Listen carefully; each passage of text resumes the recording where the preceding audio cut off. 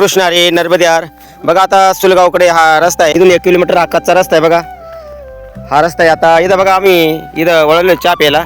बघा हे शेतकरी लोक आहे आणि खूप अशा प्रकारे कुठे त्यांची बघा खूप छान अशी नर्मदा उपक्रमाची सेवा करतायत.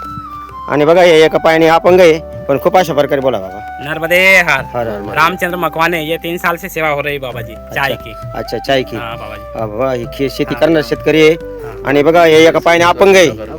ते म्हणतायत आता मला शेतामध्ये काम होत नाही म्हणून मी नर्मदा परिक्रमाची सेवा करतायत. ध्यान महाराज जी, हम सुलगांव से, मैं तहसील महेश्वर जिला खरगोन, हम सुलगांव से 3 साल से वे नर्मदा परिक्रमा वालों की चाय की व्यवस्था पूरी रखी है. जो भी परिक्रमावासी आते हैं दोपहर में भोजन की व्यवस्था नहीं हो तो उनको नाश्ता सोल्पाहार थोड़ा बहुत मिल जाता है. अच्छा. आगे निकल जाते हैं और आश्रम के लिए जाना हो तो सुलगांव चले जाते हैं. 1 किलोमीटर आहे. धन्यवाद. 1 किलोमीटर है यहाँ से और आगे जाना हो तो गोगांव 3 किलोमीटर है. नर्मदे यार मैया बेटी आसन लीजिए मैया नर्मदे. याचा जो आनंद आहे तो आगळा वेगळा आहे. नर्मदा परिक्रमा पायाने नाही करतायत, एका पायाने अपंग आहे. डोळ्यात पाणी येतं कधी कधी अशा प्रकारे या सगळे यांचे भाव पाहिल्यानंतर. आणि मग बघा हे नर्मदा परिक्रमाची सेवा करतात. कोणाला नाश्ता चहा आणि खूप अशा प्रकारे इतर लोक सेवा करतात परिक्रमावासियांची आणि शेती करतायत आणि सेवा करतायत आहे का नाही. अशा प्रकारे हे जे वाटचालीमध्ये खूप अशा प्रकारे या गोष्टी आपण आत्मसात करायचे.